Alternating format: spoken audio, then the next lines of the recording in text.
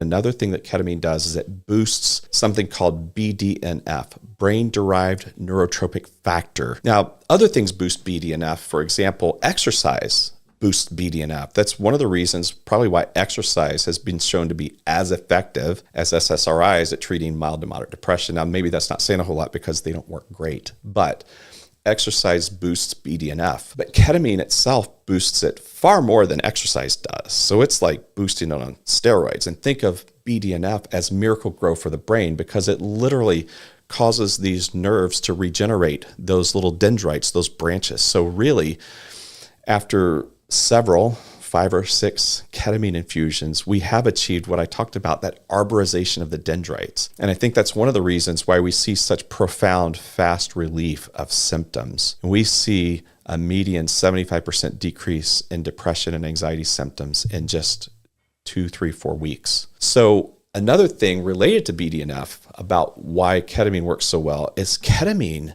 There's some data that ketamine itself can actually insert onto the same receptor that BDNF does. It's called the TrkB receptor, TRKB, the TrkB receptor.